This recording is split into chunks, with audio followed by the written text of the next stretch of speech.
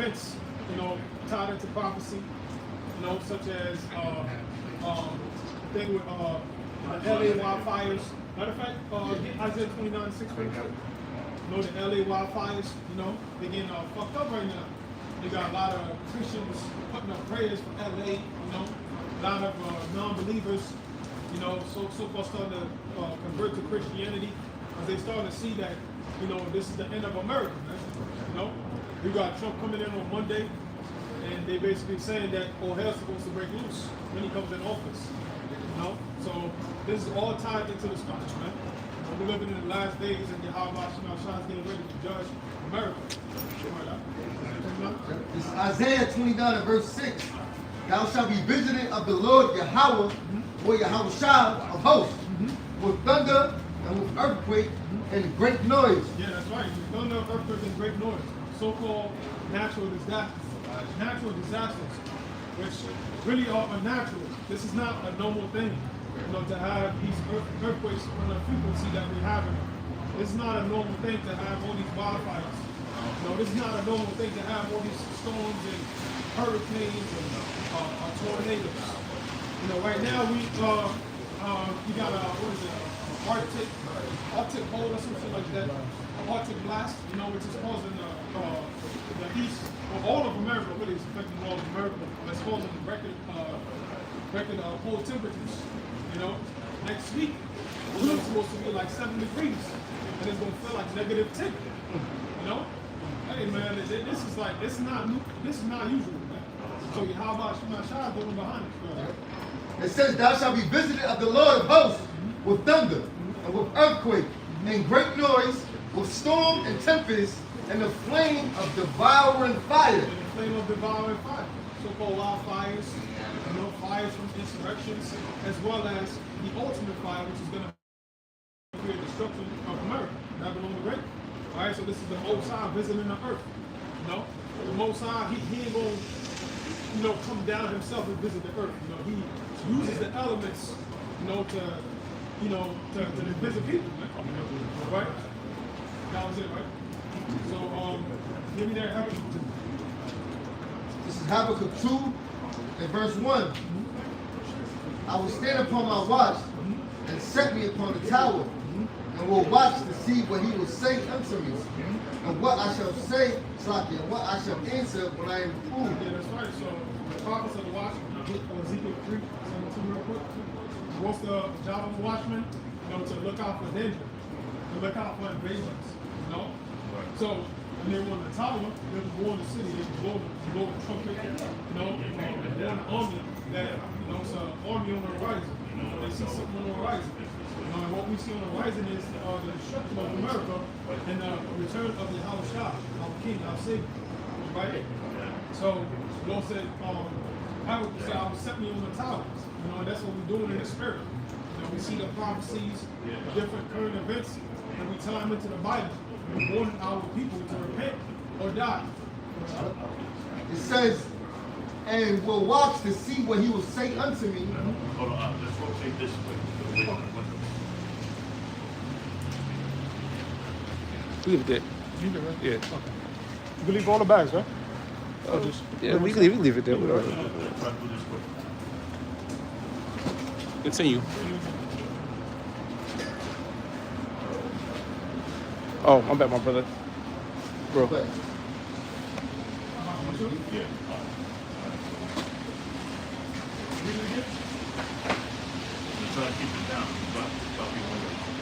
it says, and I will Habakkuk 2 and 1. I will stand upon my watch and set me upon the tower, and will watch to see what he will say unto me, and what I shall answer when I am reproved. Verse 2. And the Lord answered me and said, write the vision and make it plain upon tables, that he may run that readeth it. All right, so write the vision and make it plain upon tables. Vision is supposed to be easy to digest, to be elect, because he said what? His ways are great and holy, but some of us are wicked. To us, it's plain to see, we can see all the current events tied into the prophecies.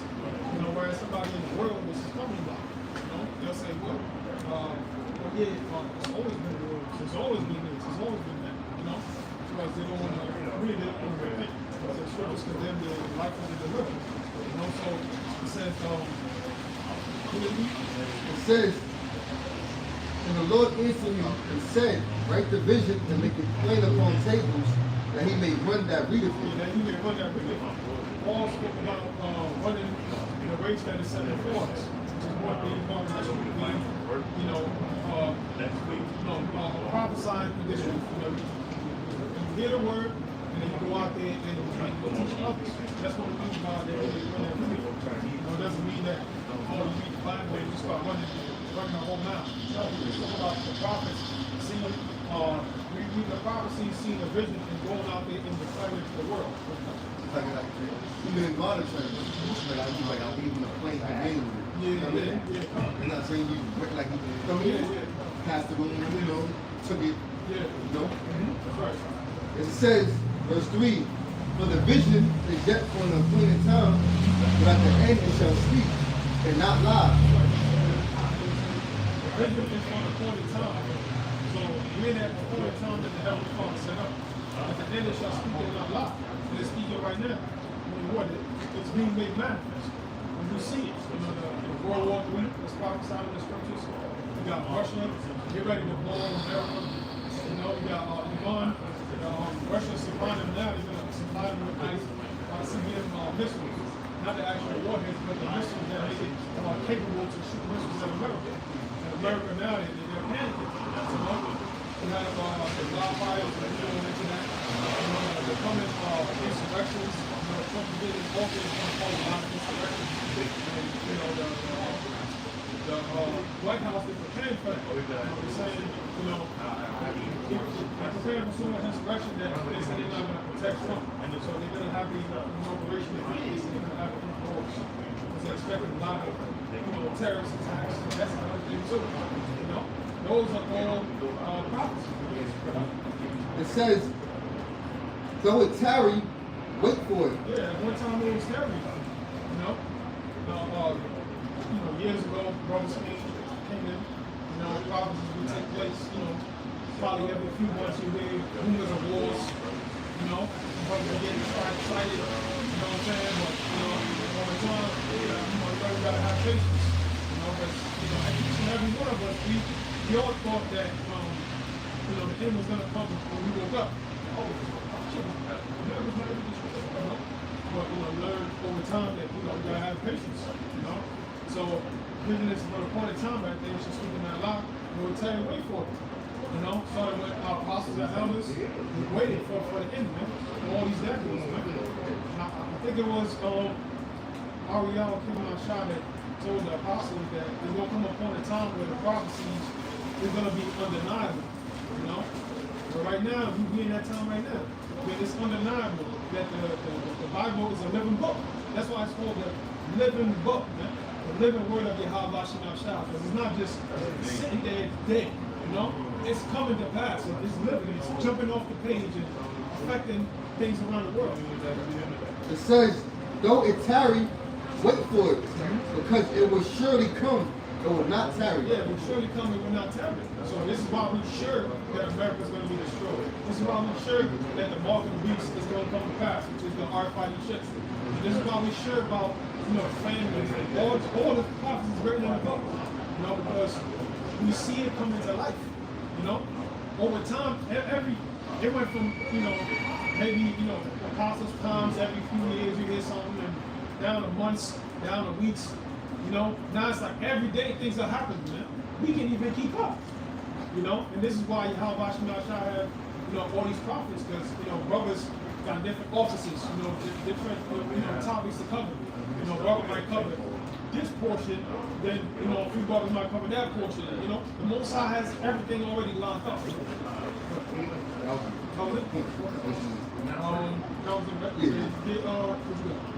So you did that. Second Ezra chapter 4, verse 37. By measure hath he measured the times, and by number hath he numbered the times. Yeah, that's right. By measure have he measured the times, and by number have he numbered the times. The Most High, he's he's meticulous about everything, man. Everything has a purpose. Go straight You back know? to Brooklyn. So Yeah. the prophecies weren't meant for the Drop Roman them out. time. Yeah. They weren't meant Might for take a lot. the Persian time. Alright, that's cool. It's meant for the Right. times that we live right now. Alright, cool. And when we go to the book of Daniel, it tells you each and every empire that would rise and fall. You know, and it goes into Rome being revived. And what would happen when Rome is being revived? All the plagues that really took place is going to be in a new Roman Empire, which is America. This is how we go. And he doth not move nor stir them until the said measure be fulfilled. Yeah, so the Most High doesn't move on stirring until the said measure be fulfilled. So the Most High, he doesn't,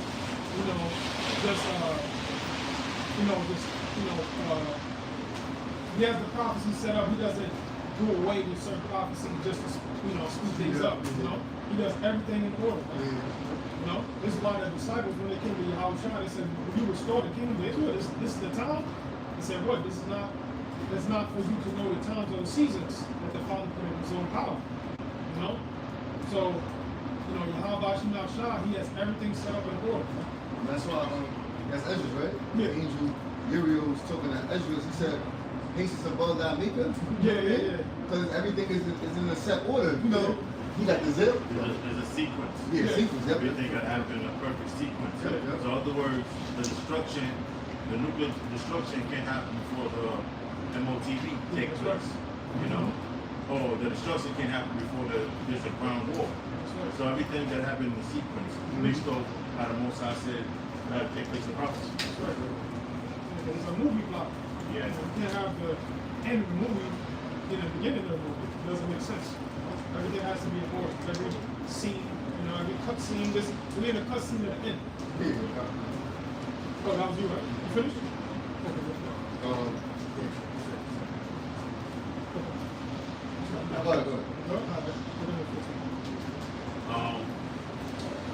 Another thing that's happening on the 25th, I think that's Friday, right? Yeah.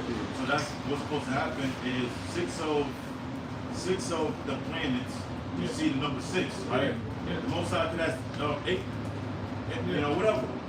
2 planets aligned, right? But have to be around number 6. Where 6 is associated with incompletion, and incompletion is associated with sin. And Esau, he's associated with the number 6 because he's incomplete and he's found in sin. Because completion is righteousness. But this so happened, 6, all those planets supposed to align Friday. Now, quick Google search, right? Type in how often do the planets align? And it should give you a list of how many numbers. Let's say 3 planets may come every, let's say 2 years, whatever. Now, It says about every 100 years or so, 6 or more planets line up and appear together in a small area of the you sky. see, about every 100. They got that. Yeah, they got different answers. Yeah, I said Right. millions and billions. Yeah. Now, one of them I seen, it says 10 to 20 years. We see if I can find it real quick. It's a screenshot. I know G get messed up in the game. Okay, right here. What did I type in? So right now,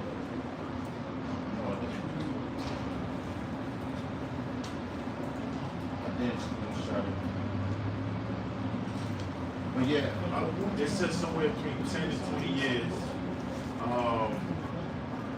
you have 6 of the planets aligned. And every couple of years, you get different alignments of the planets. But the point is, Esau records these history of major events that happen when these planets align. Because when the constellation happen in the sky, these are all omens from the Most High that something's about to take place. Right? There's something about to take place, and the Most High about to do something. Genesis said what? Let them be for signs and seasons. There you years go. and years. So this is the sign of the end. Last year we had the eclipse. we're supposed to have a few eclipses this year, actually. Somebody can read this. Right here. It's the AI view, overview. It says the frequency of planetary alignments depends on how many planets are involved and How how the frequency mean how often does this happen? and how close they appear to be. Inner planets, Mercury, Venus, and Earth can align every few months. Outer planets. The outer planets Jupiter, Saturn, Uranus, Neptune align less frequently, but last longer when they do. 5 planets. The 5 planets visible to the naked eye align every 500 years on average. That's 500 years, right? 6 or more planets align every 100 years on average. All 8 planets, this is gonna know, all 8 planets align every 396 billion years. Yeah, but so other words, that is not something that happen annually. I mean, annually meaning happen every year, every 2 years. These happen like maybe centuries apart. You know, when these events happen. So somebody see if they can find something associated with events, events that happen when planets align. Let's see if something comes up.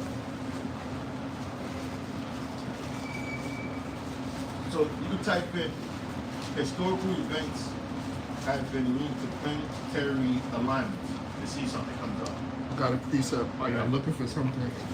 This is the book of Genesis, chapter 1. Events linked to planetary alignments. Chapter 1. Let's see.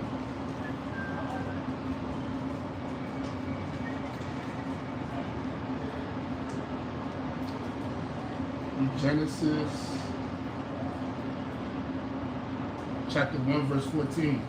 Then the powers said, let lights appear in the sky to separate the day from the night, and let them be for signs to mark the seasons, days, and years. Let these lights in the sky shine down on the earth, and let these lights in the sky shine down on the earth. That is what happened. The powers made 2 great lights, the larger one to govern the day, and the smaller one to govern the night. He also made the stars. Planets are also known as stars, right? The powers set the light in the sky to light the earth, to govern the day and the night, to separate the light from the darkness, and the powers so that it was good. This is going back to the creation. The word God here in the Hebrew is Elohim. When you look up the word God, the Heavenly Father wasn't even mentioned until the 2nd chapter. When you read Genesis, the 1st chapter, it goes into Yahushua and the angels, right? That created the heavens and the earth. Right. So it says, it's to govern the day and the night, and to separate the light from the darkness, and the power so that it was good. And the evening passed, and the morning came, and the evening and the morning was the 4th day. Right, so this took place on the 4th day. And the 4th day, what did the Most High create? He created the sun, moon, and the stars. And he said, let it be for signs and for seasons. Whereas on the 1st day, it speaks about let it be light. And that light is, what that light is, was illumination of the earth, the planet Earth. Because you ever see the planet Earth in a photo or image, you see one side is dark and one side is light. And then on the 4th day, that's when the Most High created the sun, moon, and the stars. And he said it be for sun, season, and years. So now let's read that. Read out when you type that. I typed in astrological historical events that happened linked with planet alignments. Astrological, let's break down these words. Astro means star, and logical, ology means study of. So astrological historical events, and that's when you type in Google, and then give you the AI overview of different links that's associated with your search. So back. This one, AI overview, it says astrologers believe that planetary alignments can influence historical events. Planetary alignments can influence historical events. Because who's doing it? That's the Most High. You know, that's why when Israel went to war, you know, they were gonna have to go like Issachar. Issachar, Lord said He gave Issachar the understanding of the constellations, so the constellation in the skies. So that It says, read it again, astrologers believe that planetary alignments can influence historical events, such as the fall of Rome, the French Revolution, and the assassination of JFK. Then they give you more examples. The fall of Rome, some believe that Saturn's influence was felt during the decline of the Roman Empire. The harmonic. And at one time, they could call anything that in the skies as a planet. You know, because the word planet simply, what's the word? I think from the Greek. It means wanderer. That's why we go to in Revelation the 13th chapter. It speaks about I think the word there for go straight is the Greek word plantio. Let's go back to the word planet, it means wanderer. It won't go straight. That's the word in Revelation 13th chapter. So read that and let's go to Revelation the 13th chapter and go to that part when it says go straight. This is the etymology for the word planet. It says Greek planetis from asteris planetae, which means wandering, from planasta. So at one point, so the term planet was a blanket term for anything that was in the sky. So if it was a star, that was considered a planet. So it started being generalized to actual inhabitable places that, you know, we call planet today. Yeah. It says planetary, wandering from the origins of the stars. It says from planaste to wonder, a word of uncertain etymology. That's it. Yeah. And I got something real quick too. Yeah, go ahead. This is before World War I, 1914. It says June 1914. Before you read that, somebody pull up Revelation 13 and 14. We'll read the 14th verse and then bring up the Greek word for deceiver. Go ahead. What's the Greek word? No. Let them. Yeah. So it says June 1914. It says before the outbreak of World War I, there was a notable alignment of several planets, including Jupiter, Saturn, Mars, and the Sun. And then World War II. It says August 1933. Leading up to World War II, there were also several planetary alignments, including Jupiter, Saturn, and Pluto. Right? But again, these events had no scientifically proven connection to the war itself. Right, because like faith, you can't prove faith. You know, faith is something that is spiritual. Now, as far as proving it that this was caused by so-called caused by planets, alignments, but these are signs for the Most High before you do things, right? And these things just so happen when major events on the earth happen, you know? It's just a coincidence. These are all signs for the Most High. And that shows that there is a Most High.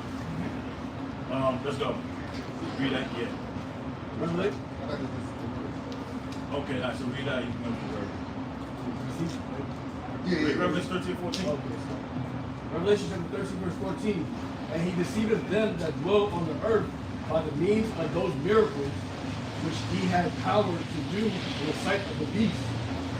Now, even if you look at that word for deceiving, what's the word there? It's in the Greek, Strong's G4104. It says planeo, We get the word planet, right? Yep. What's the word planet mean?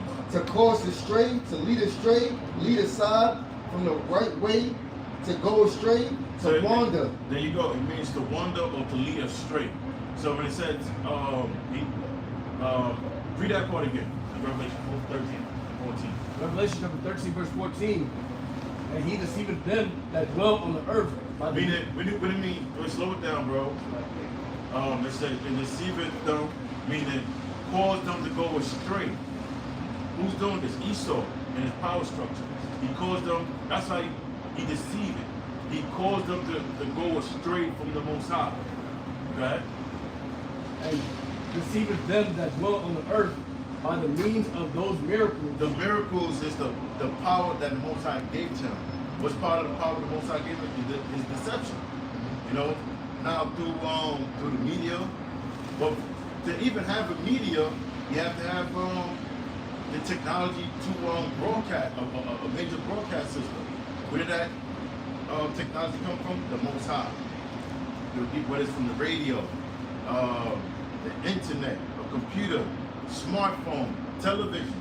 So these are all part of his miracles or wonders that was given to Esau. For him to do these miracles, these wonders, or to cause people to go astray. That's why when you sit in your car, the first thing you put on nigga radio on is about wickedness. Because that's, even though, you know, Jacob's wicked, but Esau, he pushed that out there because that's the sort of character he wants to the public. Because if you dumb these people down, you're able to have more control over the people if you keep them dumb. Go ahead. Finish that. It says to lead away from the truth, to lead to error, to deceive. There you go. Read that again. Get Matthew 16. Revelation chapter 13, verse 14. And deceiveth them that dwell on the earth by the means of those miracles which he had power to do in the sight of the beast. And in this case, the miracles represent to the bombs that he dropped on Hiroshima and Nagasaki. Because after World War II is when America became a superpower. And that's when the world reserve currency transitioned from the British pound to the USD, US dollar. So that's why the World War II is an important component to Esau's history. But that's when America became on top. And then after World War II, what happened? That's when we had the formation of NATO. Okay?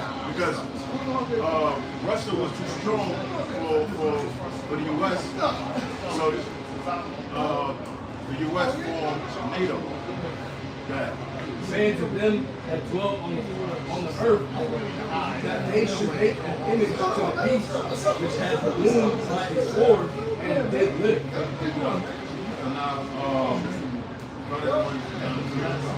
This is Matthew 16, verse 1.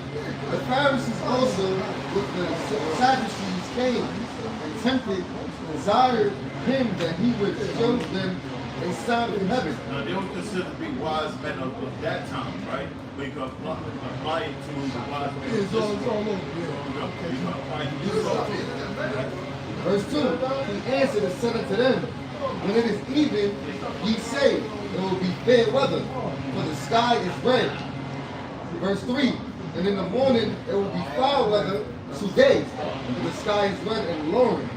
O ye hypocrites, you can discern the face of the sky, but can ye not discern the sign of the times? Right. And you can apply to Esau now. Esau could bring all the history of major events that was associated with things alignment, stars, blue moon, whatever. Esau goes into all of this. But he cannot discern the end of his time. You know? He can tell you how ancient Rome fell, how the ancient Greek Empire fell, the Median Persian fell, but you can't make the connection how they have to do how he's gonna fall. Like that, this is Obadiah 1 and verse 3. The pride of thine heart have deceived thee, thou that dwellest in the cliffs of the rocks. If Esau think he knows something different than other empires, It says, thou that dwellest in the cliffs of the rocks, whose habitation is on high, that saith in his heart, who shall bring me down to the ground?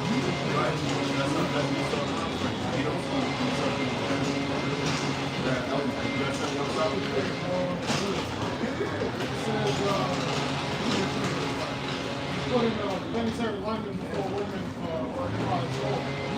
According to the story, astrological interpretations, the planetary alignment, most often associated with the fall of the Roman Empire, is considered to be a great conjunction between Jupiter and Saturn. So right before they fell, Jupiter and Saturn were visible to the naked eye. So this is the new Roman Empire. America's about to fall. So this is why all these signs and events are happening. 21 and 25. This is Luke 21. And the main sign is the man that the Lord sent out here and decoded the mysteries of the scriptures to you. That's a major sign. Because before the 60s, the scripture wasn't decoded the way it is being decoded right now. The prophecy wasn't being decoded. Who Israel is, now the leader of Esau know who the Israelites was. Now Israel as a both know who it is. You got the righteous of Israel. So the scriptures are being decoded. That's a major sign right now. This is Luke 21 and verse 25. And there shall be signs in the sun, and in the moon, and in the stars, and upon the earth distress of nations, with perplexity, the sea and the waves roaring. Yeah, these are omens. Omens, a sign of pending danger. You know, the Most High been sending omens. You know, for the last couple of months, he's been sending omens. The way the year kicked off is omens of the end of this, the end of time, the end of Esau power structure. Just last month, there was a big thing about the drones and the orbs in the sky. That was a major omen, you know. So these are all signs sent from the Most High. We had not too long ago, was it last year? We had the solar eclipse, another omen. So the Most High been bringing up these omens and let the elite know the end is near. Right. In March, there's supposed to be a blood moon and an eclipse. This is Jeremiah 28 and 8. The prophets that have been before me and before thee of old prophesied both against many countries and against great kingdoms of war, of evil, and of pestilence. So say that again. This is Jeremiah 28 and 8. The prophets that have been before me and now, we break down to you every week what the word prophet means. We're going to break it down again. The word prophet is composed of the word facade, which means to say. You got the word pro, which means before. So the word prophet or prophesied means to say before. What are we saying before? Events that the Most High gave events to the prophets of what's going to take place. And now it's being decoded and broken down. It's being told, this is going to happen. Nuclear destruction. And before nuclear destruction, it's going to be a ground war. And then the second is going to be Al Shah with the army of angels, with chariots. They're here to bring destruction and deliver the elect of Israel. So these are things that are being said before, along with what? The MOTV. Break it down, Revelation the 13th chapter. What is to come? And what's going to happen to the elect? We tell you too. Some of the elect is going to be put to death. So these are all prophecies. Because how do we know this? It's contained within the scriptures. Yeah. like at Jeremiah 28 and verse 8, the prophets that have been before me and before thee of old prophesied both against many countries and against great kingdoms. Now, is not America's a great kingdom? Yes, it is. It's one of the greatest kingdoms to rule on the earth. So, America is comprised of the destruction that's of the many kingdom that was destroyed. It's comprised because America, the reason why the Most High destroyed these other kingdoms is because one, it wasn't a kingdom of heaven, and it wasn't based on the laws of the Most High. Just like this place is not based on the laws of the Most High, the other kingdom wasn't based on the laws of the Most High, this place is not based on the laws of the Most High. So this place is going to be destroyed. Get me known this from home, that the prosperity of the wicked is short. The day you bring out the outside. You got to bring it out then. This is Joel chapter 2, verse 30. And I will shoot wonders in the heavens and in the earth. And the word wonders literally means miracle, or the word, or vice versa. The word miracles means a wonder. something that is amazing, that will amaze somebody. So something that is happening in the sky that cannot be explained, that's a wonder or a miracle. Yeah. Like something that we consider abnormal. It don't have to always be abnormal, but it's something that, you know, that people wonder at. Yeah. It says, and I will show wonders in the heavens and in the earth, blood and fire and pillars of smoke. The sun shall be turned into darkness, and the moon into blood, before the great and terrible day of the Lord comes. There you go. This is Let me read this real quick. So let's take a wonder. There you go. Apply this to a miracle. Now, wonder, a feeling of surprise mingled with admiration caused by something beautiful, unexpected, unfamiliar, or unapplicable. That's the wonder. So these things are going to happen in the skies before the coming of Yahweh Shah. Yeah. this is Habakkuk. No, Okay. Job chapter 20, verse 5, that the triumphing of the wicked is short. Wait, read it, go. Bring out first. Job chapter 20, verse 4, knowest thou not this of old, since man was placed upon earth? So notice not this from old time into history, right? Okay. Verse 5, that the triumphing Triumphant mean of rulership.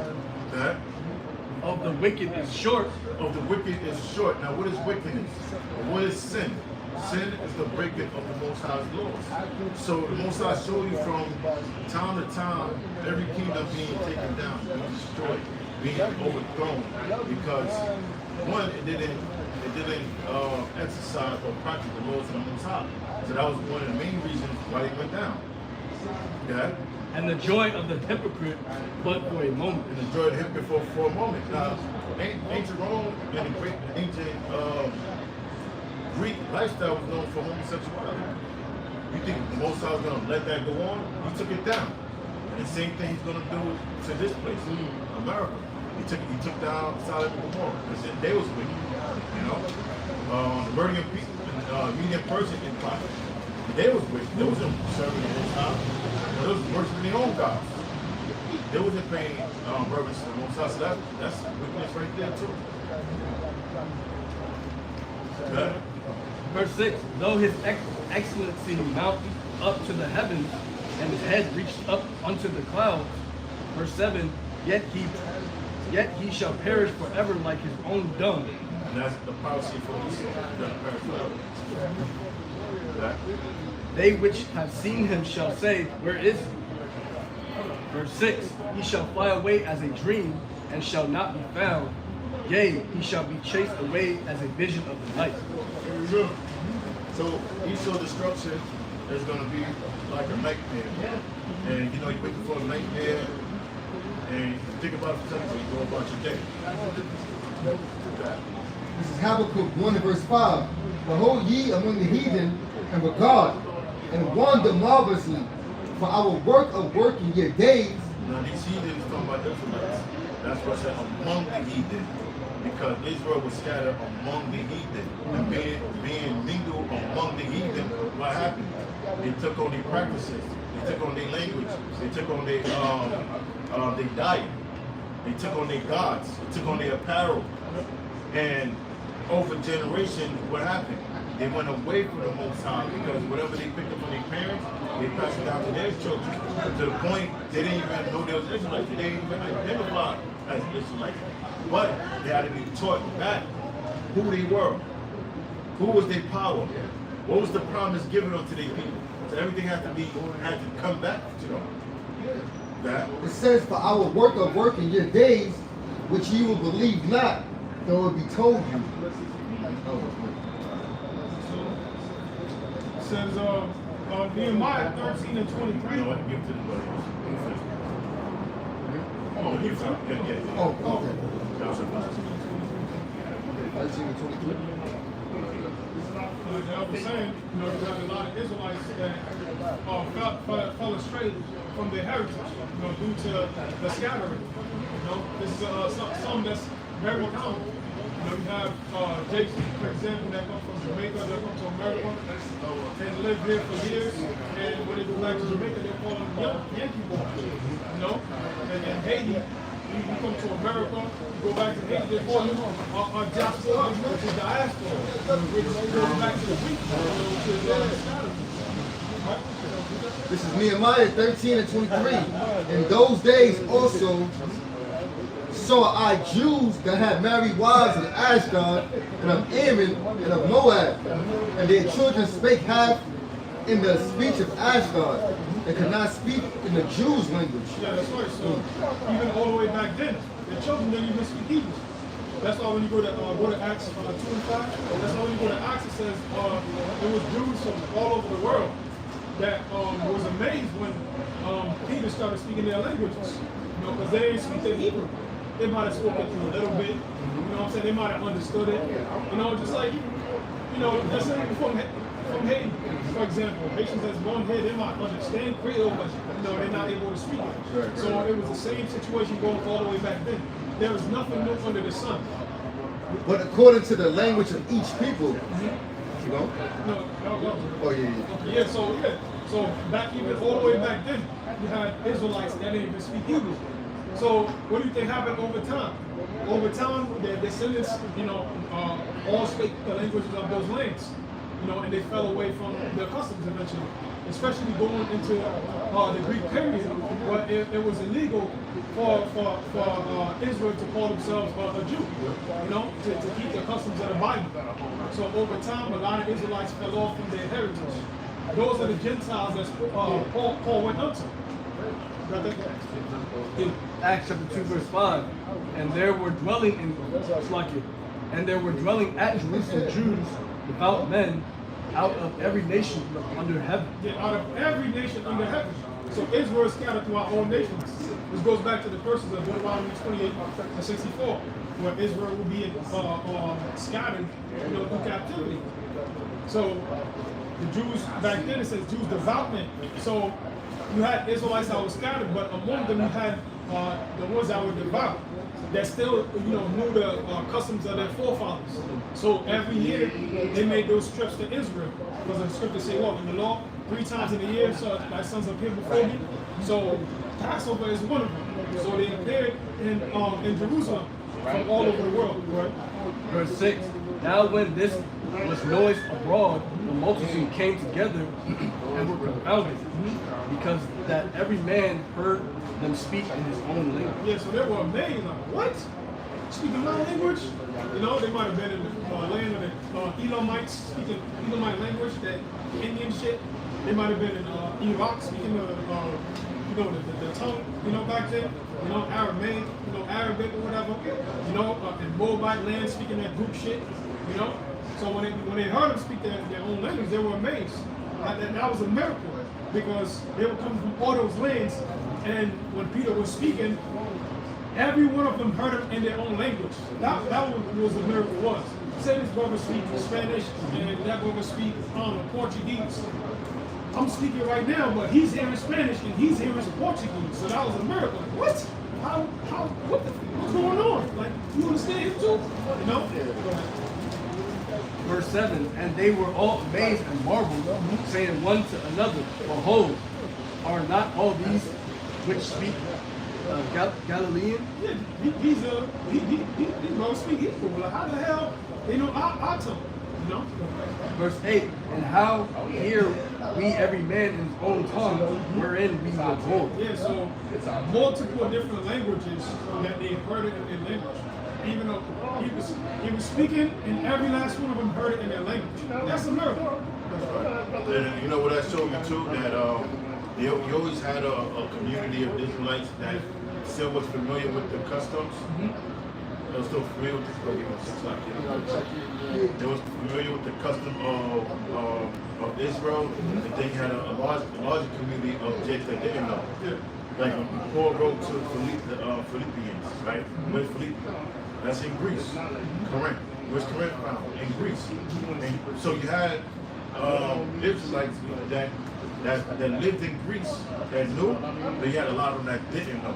So Paul was sent to teach to the Israelites that didn't know those Israelites. You know, that's why he traveled, because Paul was qualified. You know, he was familiar with the culture and the language, and he was educated, so to speak. From Tarsus. He's from Tarsus. And then even in Asia Minor, you had Israelites that knew there was Israelites that were living in over there. Then you had a lot of them that didn't know there were Israelites. It says Deuteronomy 28:64, and the Lord shall scatter thee among all people, from one end of heaven, from one end of the earth, even unto the other. Yeah, that's right. So Israel has been scattered. So every continent, every country you go to, you got Israelites born in there. That's why Yahushua said he's going to gather his elect from the four corners of the earth. The elect are all Israelites. When you go to the book of Isaiah, it says Israel, mine elect. So in order to be part of the elect, you have to be an Israelite. You get that? Acts 11 verse 19. Now there which were scattered abroad among persecution that arose about Stephen traveled as far as Phoenice and Cyprus and Antioch, preaching the word to none but unto the Jews only. Yeah, so you had Jews in all those lands. You know, and just like, you know, you come to America, there's different communities. You got Chinatown, you got different cities that's made up of straight up Edomites. You know, you go to Little Italy, you got Little Haiti. You know, because people always stick with their own kind, their own people. So when they go to those other lands, they stick to their own people. They got their own places, their own cities, their own stores. So that was what was going on back then. So it says they was going to all those Greek lands, preaching the word to none but the Jews only. So you had Jews from every nation under heaven. Man. They weren't just in Israel. So when Paul went to the Gentiles, those were simply Israelites that fell away from their heritage. Yep.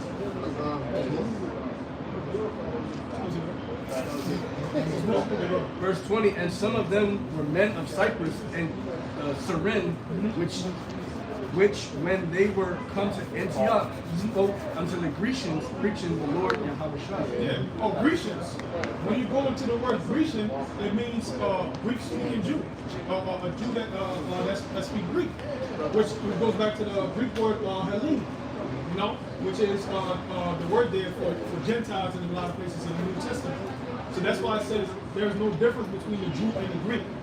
Why doesn't it say there's no difference between the Jew and the Moabite, the Jew and the Edomite, the Jew and the Greek? Because the Greeks were the ones that had Hellenized the Jews. So the Jews fell away from their customs and started following the customs of the Gentiles, but they were still Israelites. You know. And when you go into the Maccabees, it speaks about the Lacedaemonians. It says they are brethren. They were Greeks, but they are brethren. They're Israelites that's under the Greek customs. The Spartans. Yeah, the Spartans. The movie 300 is based off of them. Yeah, it was a small group. The tough guys. Verse 21, and the hand of the Lord was with them, and a great number believed and turned unto the Lord. Yeah, that's right. So a lot of those Gentiles, those are the Gentiles that believe. You know, Cornelius, he was considered a Gentile, but he was an Israelite. You know, he might have been following the Roman customs, but deep down inside, he still knew he was a Jake. You know, he still knew he was a Jake. He still knew what his lineage, his forefathers go back to. Because one thing about, you believe, one thing about the ancient world is they always mention their forefathers. When you watch the old movies, they ask them, who are you from? I'm the son of such, son of such, son of such from this land. You know? They always rep who their forefathers were. So back then, Jake knew who they were too. You know, they might have not accepted it. Like, yeah, you know, that dude, I don't follow that shit. You know, I'm Greek, you know? Like Timothy. Just like today. I'm a Christian. Even though you tell them, you know what I mean? Jake don't want to hear. Yeah, that's right. They stuck in their ways. Yep. Like even like the dude that was that grew up as a Jew, the one that helped out Titus and them in the siege of Jerusalem. And he got like Augustus, something, Alexander, something. It said he grew up as a Jewish, as an Israelite, and he left his customs to follow the Roman customs, you know. And he basically turned them on his own people, you know. It's, I just typed in chat GPT, the Hellenized period. The Hellenized period, also known as the Hellenistic period, refers to an era from the death of Alexander the Great in 323 BCE to the rise of the Roman Empire in 31 BCE. So you see, that's hundreds of years. It marks a time when Greek culture, language, and ideas spread widely across the territories Alexander had conquered. It was known that Alexander conquered the known world. Yep. So, in other words, the Greek influence. The Greek influence. That's what it means to be Hellenized. That's people being inspired by Greek influence, or Greek influence being forced upon the people. Like give you an example, Egypt. What is Egypt? Egypt is a term that was put on Mizraim by the Greeks. Because prior before the Greeks' interference with Mizraim, it was known as the land of Mizraim until they named it Egyptos. Same thing with Syria. The term Syria was something that was put there by the Greeks because they pretty much label everybody as Syrians.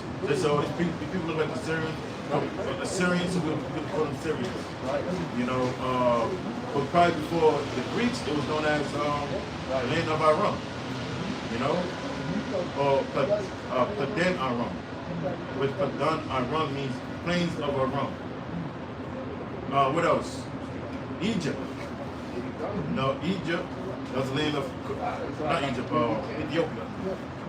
Ethiopia, which is known as the land of Cush. The Greeks came in, named them Eops, Ethiopians. You know, so that's Greek influence. All of Africa, Ethiopia. Anybody that's money, look at it as Ethiopians. Esau, and the scriptures tell you that too. That Esau, let's go. Basically, he would remove the landmarks, and it also says that Esau would have covering over the people. I think it's Isaiah. It says the Lord's going to destroy the cover and cast over all people. You know, that's because Esau changed the names of the lands and changed the names of the people. You know, and they did that with America too. And that's how you know it's the same people. America has westernized the whole world. They went all over the world, and you know, when Esau was pushing that Edomite supremacy, he pushed Christianity on them. You know, he pushed his customs on them. So that now you have East Indians now speaking English. You know, following Christianity. You know, all over the world, Esau did that. So that's the same thing that the Greeks did. It says it marks a time when Greek culture, language, and ideas spread widely across the territories Alexander had conquered, blending with local cultures to create a unique and diverse cultural fusion. That's right. So when you read in the New Testament, the Greeks, those were Israelites, you know, because they forced it upon us. They were killing us for following the laws of the Bible. You know, they forced us to eat pork. You know, they defied the temple. You know, that they did that to really. They did that to Israel, but they did that to the world at the time, because it even tells you that all nations basically forsook their customs of the Greeks. Well, Yeah. Yep. Psalm chapter 49, verse 11. Their inward thought is that their houses shall continue forever, and their dwelling places to all generations. Yeah, that's the mindset of the so-called white man. That's why they always talking about going to Mars, going to other planets, you know. But the year 2405, this is what we're gonna do, you know, because you know they're profitable. That's the Edomite. So their inward thought is that their houses shall continue forever. Right? They call their lands after their own names. They call their land after their own names. You know, they will stick here with Africanus, you know, named Africa, Asiaticus, named Asia, Columbus, you know, Columbia is named after Christopher Columbus, America's named after Amerigo Vespucci, you know. So this is talking about the Edomites, man, the so-called white race. For changing the names, changing names and names to their own. That's not this one. Well, no, that's not it. Yeah, and we're through it. The houses shall continue This forever. one? Psalms 49:11. Yeah, I got it. Yeah, Bring it out. Yeah, that's it. Yeah, that's it. Like Yeah, you get Isaiah 11. Okay. This is First Maccabees 1 and verse 11. In those days went there out of Israel wicked men who persuaded many, saying, let us go and make a covenant with the heathen that are round about us. For since we departed from them, we have had much sorrow. So this despite pleased them well. Then certain of the people were so forward therein that they went to do to the king, who gave them license to do after the ordinances of the heathen. Whereupon they built a place of exercise at Jerusalem. Of course, Where the gyms. That's what the word gym goes to the Greek word gymnos, which means naked. Because back then, that's what they used to do. They used to get butt naked, work out, you know. They got butt naked, got in them, what they call it, a sauna. They had those hot baths. You know, they used to get naked, get in a hot bath. That's the Greek customs. You know, so they did that in the temple because you had a lot of Israelites that joined with them, that aligned with them. yep. Same like today. It says according to the custom of the heathen, and made themselves uncircumcised. Yeah, so that's talking about spiritual uncircumcision and actual physical. So you had Jake that took foreskins and sewed it back on their rods, you know, and also spiritually uncircumcised. As the Lord says, I think it's in Jeremiah, it talks about circumcise the foreskin of your heart, you know, which is removing the sex, you know, the sin pretty much. It's not going off, you know. So, but It says, and forsook the holy covenant and joined themselves to the heathen and were sold to do mischief. yeah, so it's not just the Greeks. You know, they was into all those lands following after their customs. You know, they was into the Arabs lands, you know, the Japhite lands following after all their customs. You know, because Israel has always been persecuted for following the laws of the Most High. Because we are unique people. You know, we go to Judith, what is it, Judith 5? Yeah, 5 You people. know, he goes into the history. We are strange people. Here it is, everybody eating all types of abominations, following all these wild customs, and this people, you know, they stick to these laws, and they, you know, they don't want to die behind it. They don't eat pork. They rather die than eating pork. You know, these are strange people. They Sabbath day they don't work. You know, and Maccabees it tells you about Jakes that died. You know, because they weren't willing to go to war on the Sabbath day.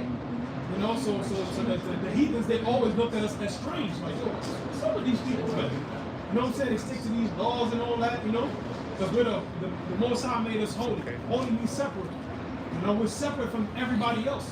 There's no other nation in the world that has the laws that we have, man. You know? When you go into James right? When he was observing the Native Americans. That's why he said, like, yo, like when you look at all nations of the world, they all believe in multiple gods. But these people, they believe in one God, which is one of the evidence they use to back up that they're Israelites. Because only Israelites believe in one God. No other nation did that. Yeah. Deuteronomy 7:6. For thou art an holy people unto the Lord thy power. That's right. So we're holy unto the Heavenly Father. The Most High, you know, he made all these, you know, he made all mankind. You know, he made them wild, and then he breathed a breath of life into Adam, the Adamites, Israelites.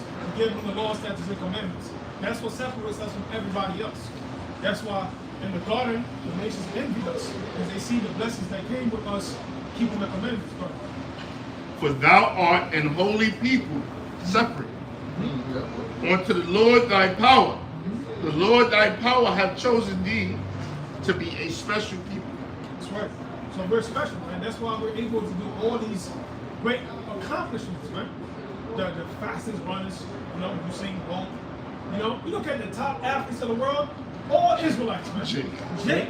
Like, goddamn. To the point where Esau has to do studies where he's saying black genes are superior. That's why they're able to be so great at sports. I think 70% of athletes are so-called black. And then we're not even counting the so-called Hispanics. Yep. You know, so you include them. We make a majority of the sport entertainment industry. I mean, even the ones that might be Yeah. Like those would be Israelite foreigners. Exactly. Yep. You know what I mean? Yep. You know? Yeah, I forgot this dude's name, but he's a basketball player. He looks straight up like a white boy, but his father's Jake. His mother's a Edomite. He looked like a straight up Edomite, man. You know, but he talked like a Jake, like, yeah, man, you know, my father black. Like, what the fuck? White boy, you know? When he thought, man, he trying to be like us, but he really us, man. You know? Look at the ISUBK. No. They're calling my happy. If you white, he's white. Yeah, they're not spiritual. They call them moms there, bastards. That's what they call them, bastards. You know, they want both of your parents to be Israelite in order for you to be Israelite. You won't find that nowhere in the scriptures, man. That's not in the Bible. David Grimm, or what was it? A Moabite, yeah. Yeah. And one of David's sons, he had him with Ammonite.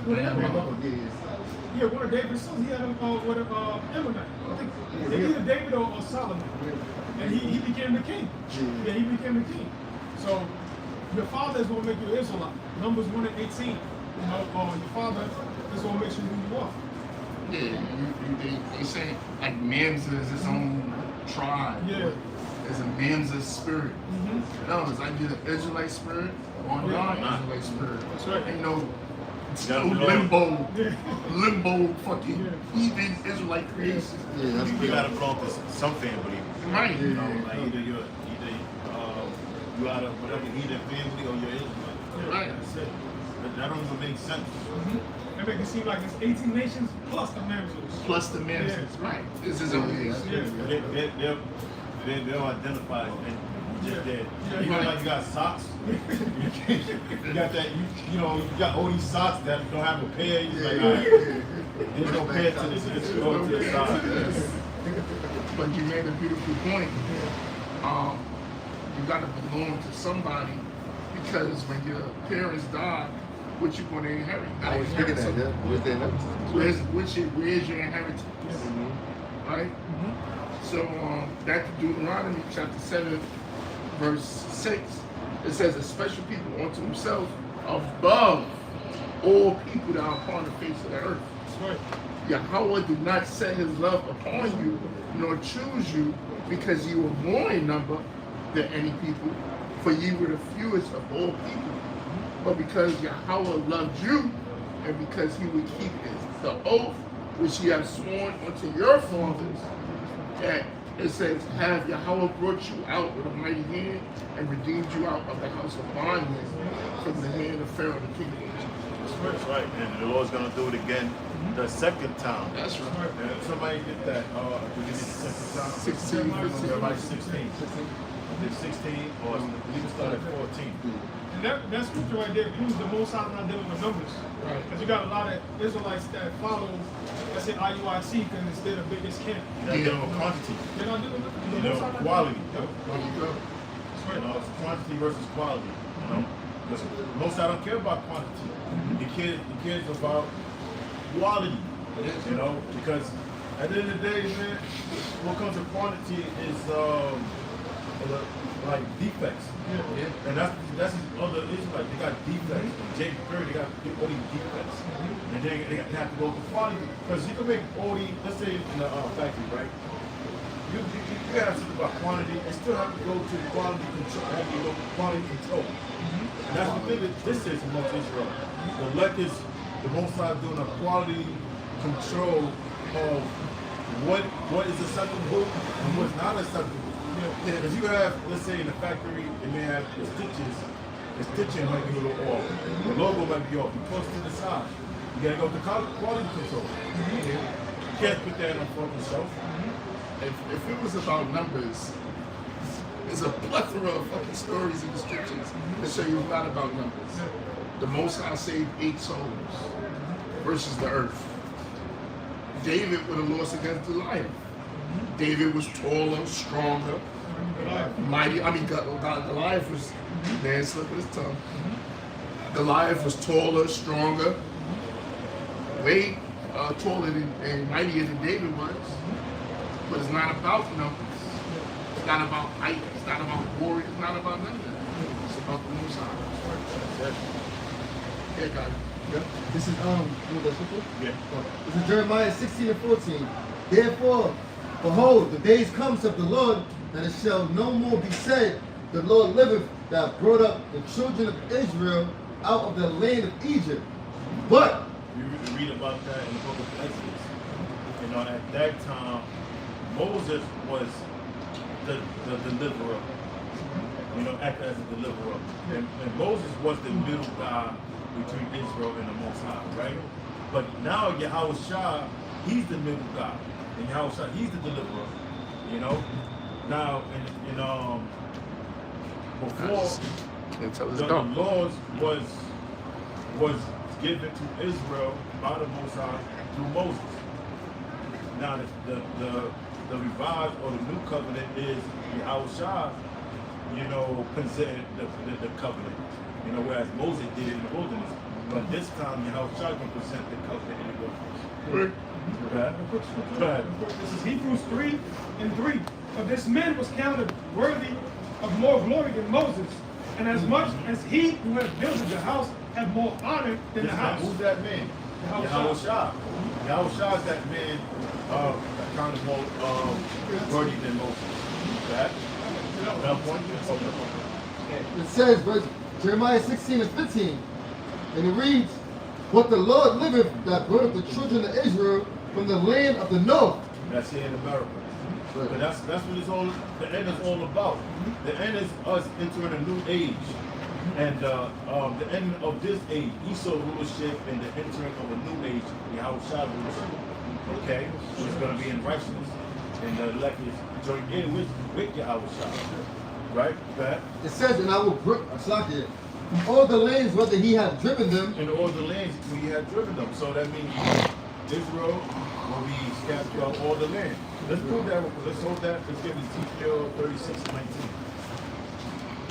So read that again. Jeremiah 16:15. But the Lord liveth that brought up the children of Israel from the land of the north, and from all the lands whether he had driven them. So from all the land where he had driven them. So let's read that. Yes. Ezekiel chapter 36, verse 19. And I scattered them among the heathen, and they were dispersed through the countries. Who's that talking about? Israelites. Yeah. Read it again. Ezekiel, now, let's read up one verse above. Ezekiel chapter 36, verse 18. Wherefore I poured my fury upon them for the blood that they had shed upon the land. Let's see, we go a couple verses up so we can prove that to Israel. Let's get context. We'll start at 17. Okay, and then read all down quick. Ezekiel chapter 36, verse 17. Son of man, when the house of Israel dwelt in their own land, they defiled it by their own way and by their doings. Go ahead. Their way was before me as the uncleanness of a removed woman. Go ahead. Verse 18. Wherefore I poured my fury upon them for the blood that they had shed upon the land, and for their idols wherewith they had polluted it. Go ahead. Verse 19. And I scattered them among the And I scattered them. So who's the subject? Israel. That's the one that the Most High removed out the land. Who was talking to? Israel. So he said he scattered them. Them is Israel. That's not going to change. Go ahead. And I scattered them among the heathen, and they were dispersed through the countries according to their way and according to their doings. I judged them. Of course, they're doing. I judge them. That's John 7:35. And get on Jeremiah 9:16. It says, then said the Jews among themselves, whither will he go, that we shall not find him? Will he go unto the dispersed among the Gentiles? Who's amongst the Gentiles? Right? Hold that. We're going to find out. Read that in Jeremiah 19. Jeremiah 9:16. Jeremiah chapter 9, verse 16. And I will scatter them among the heathen, whom neither their... Read up above. Read up above.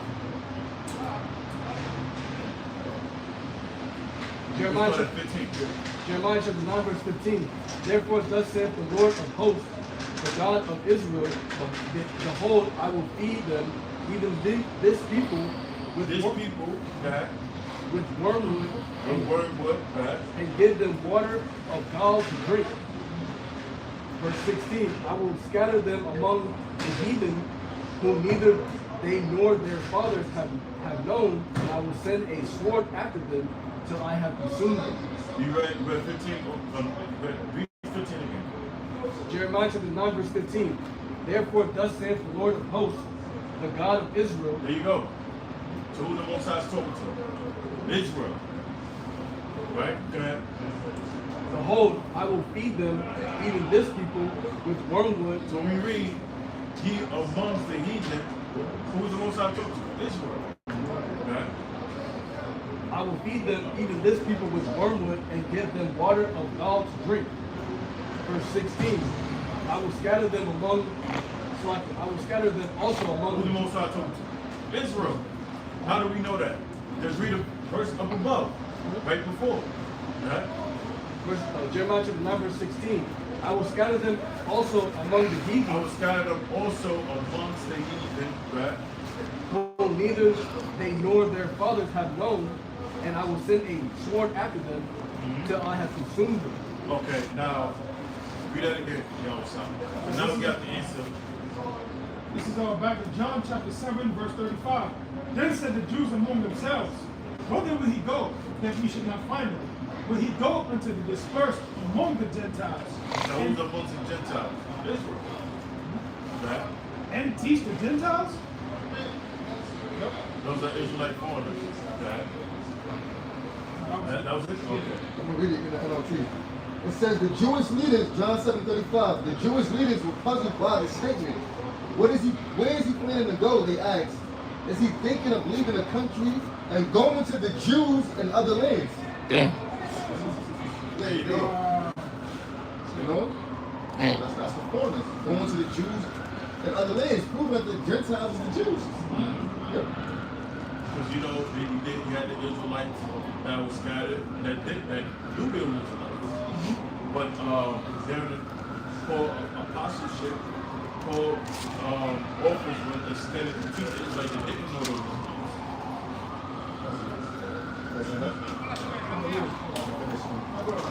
Back at Jeremiah 16 and 14 and 15. But the Lord liveth that brought up the children of Israel from the land of the north. And that's what's coming now. You know, that's what's forward for Yahweh shall come to deliver their elect. You know? Right?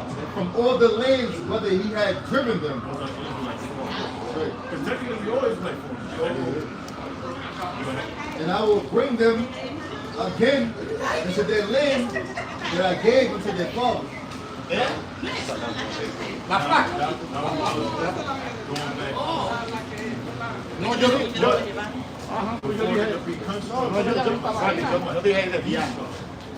You know, it must be major demolition. You know, Esau understand that. What do you think of LA5 was about? You know, you think that was about? Because what do Esau want to bring? Esau want to bring a prison planning, you know, a prison lifestyle, you know, bringing 15-minute cities where everything's confined within 15 minutes. You know, all your necessities confined in 15 minutes. Social credit score, you know, your actions being judged. I'm just interested in what you guys are doing, that's why. Okay, there's no recorder. I'm on phone. Okay, all right, no problem. All right. So what this is about is you're teaching the Bible, you're teaching our people who they are. You have a coach out there? That's okay. So we're teaching our people who so-called Negroes, Hispanics, and Native Americans that they are the people of God. Read about the Bible, about the Israelites, that's the people we're talking about. Also, what's comprised of that the Messiah was born late like Jesus Christ. He's also the so-called Negro, right? And when we teach it too, end-time prophecies. What's comprised of end-time prophecies, the end of America. Now, I've heard a lot about this. the end of America is comprised of America being destroyed by permanent nuclear fire. But before that happened, it would be famous shortage of food, water, and necessities. It will be martial law for each state. So if you stick around, you find out more. So, Is this like a social media or anything? we have a channel. About YouTube? YouTube. Yeah. GMS Playtime Over. Playtime over. GmsBreadOfLife3 too. Somebody Playtime Over too. It's part of the hook, y'all. So, what? Got it. Matter of fact, let me ask you where you No, no. from. So you be from the tribe of Simeon. Simeon. Simeon. So yeah. So these are the tribes and the nation of Israel.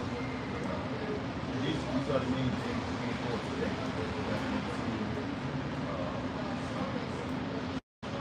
This is so-called Negroes, the tribe of Judah. As far as Simeon, so-called Dominican. So you're part of this too. I gotta go, but I love what you guys are Yeah, we hit every Saturday. So we're talking about Esau prison planners. So what's comprised of these prison planners is complete control. You know, a social credit score. So your actions is going to be rewarded, and the reward can be good or bad, based on how you interact with Esau's laws, society. You paying your bills on time? Are you being respectful? Are you staying out of? Are you complying? And what comes with that is a Esau rewards. We seen that with the plan. You know what I'm talking about? Yep. And who was it? What's this guy named? He said, "You mean you telling me if I get the job, I get this tasty burger?" Right. You know? Right. And I seen him. It was Mayor Adams. Not Mayor Adams. I can't. Not Como. Bloomberg. I Giuliani. can't remember his name. But I see this guy at the airport. Yeah. In New York. But it don't be. It gotta be Cuomo. Maybe I'm doing something like that. But you know. Somebody get covered with death. A reward. Giving people tickets to go to events, whatever. That was all based off a social credit score. China already have that going on. They want to bring it here under stricter control. You know, turning this place into a digital prison. Somebody get covenant with death. They made a covenant with death. Basically, the elders going into about What's his name? building De Blasio, that nigga. Oh, so you know, you can go on YouTube. You know, he's like, meaning I can get this tasty burger, Right. and all I have to do is get that put inside my body.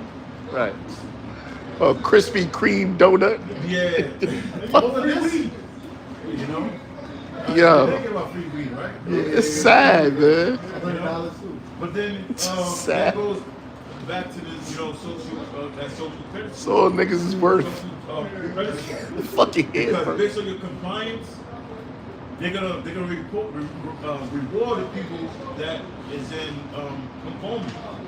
You know, anybody that's in conformity, they're gonna reward the first conformist. Right. You know? Right. And make them feel like you're special, you're doing the right thing. Right. But we so want everything under control. Yeah. This whole part, we talk about the New World Disorder. That's what it is. It's a prison. Putting everybody into a captivity. Yep. Turning this into a Open prison. That cut out like the modern day wolf. Yeah. Yep. When you mark your slaves in the ancient world, you had to put the ooh in the air, and he'll be a servant for life. And that's really what it's all about. Yeah. You know, that chip is all about monitoring. You know, that's why you think this social media is all about. It's to monitor you. Oh yeah. When you volunteer information, guess what? Now they have a database on you. Yep. They know who your family is. They know where you work. They know who your kids are. They know what you. Hold on, brother. They know what you went to. They know your little fetishes you have. You're allergic. What you allergic to? What you're allergic to. What you like to purchase. What's on your mind when you purchase shit? You know, they create a database of all of this because everything's meant to be monitored. Because Esau want to be on the status of who? The Most High. Because the Most High could do all of this things, so he would be able to do the same thing. Yeah. You know, but he first must create this setting. That's why do you think these fires happen? Why do you think these fires happen? Why do you think they Brother. send up these congestion areas and then putting up tolls because they want to remove these areas where cars are commuting from, instead of you just walk around places. And going back to those pictures, many cities, the Internet of Things, you know, with the Internet of Things, everything being put in a database, everything being monitored, you know, through the Internet. I got it that bad. They got the 5G, but they also the bag. Yeah, I keep back straight. Free garbage bag. I literally just looked it up. I got it. Yep. Okay, can I read it? The Internet of Bodies. This is the AI overview. The Internet of Bodies, LOB, is a collection of devices that connect the human body to the Internet. You know? You would agree? Yeah. These devices can monitor the that's body. The thing is, they want to uniform everything, you know, make everything into one, you know, just like, you know, Trump was talking about taking Greenland and Canada through the pretext of national security, you know. But if Trump was to bring in these uniform these Canada and Greenland, that's just another union.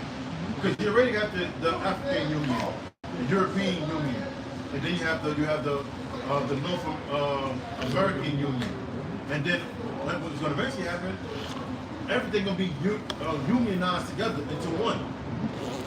Divide and conquer, and then make everything under one. Bring everything under one. They connect you with everything. That's why I'm going to do They call it a one world government. One currency. You know, one state of mind. One religion. Or Sapporo. Yeah. The back of the dollar bill. That's why I'm learning more over terms. You're a citizen of the world. You're not a citizen of the United States. You're a citizen of the world. And the world now is all merged into one. That's right. One world government. You know, we should spend a lot of citizens. You should want to bring in the bond state of citizen. Because now, you know, show you that people live here. You know, because now, based off this social credit score system, now people want, it's not going to amount to, you know, rat another citizen out because, you know, everything comes with rewards. You know, that goes back to animal training. You know, matter of fact, look up, I don't know how much time we have, look up 10 minutes? Yeah. Look at a positive reinforcement. You know, Positive reinforcement is a method of encouraging a behavior by introducing a that's how you mold animals. But Esau see you as a fucking animal. That's why he calls people cattle. Sheep. Oh, look at that. And now the tree. You read that, type in the word stimulus in psychology. It says positive reinforcement is a method of encouraging a behavior by introducing a desirable stimulus after it occurs, making it more likely to happen again. Okay, now you got the word stimulus? Go ahead, read it. In psychology, a stimulus is an event or object that causes a behavioral or sensory response in an organism.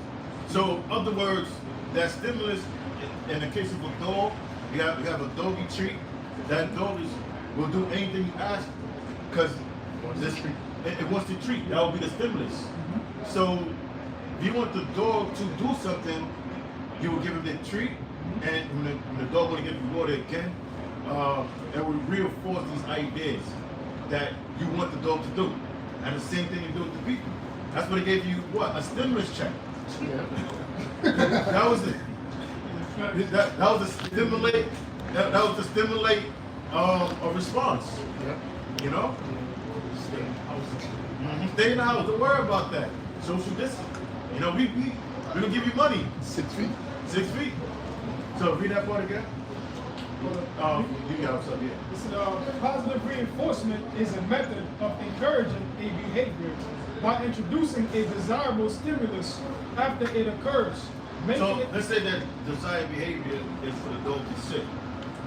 That dog sit, all right, good boy. Give him the stimulus. Because the dog gonna see the stimulus, he's gonna want the stimulus. The dog you treat. He's gonna sit down, he's gonna wag his tail happily. Good boy. And that's what Esau treated the people. And with the social credit score, Esau want to encourage citizen policing.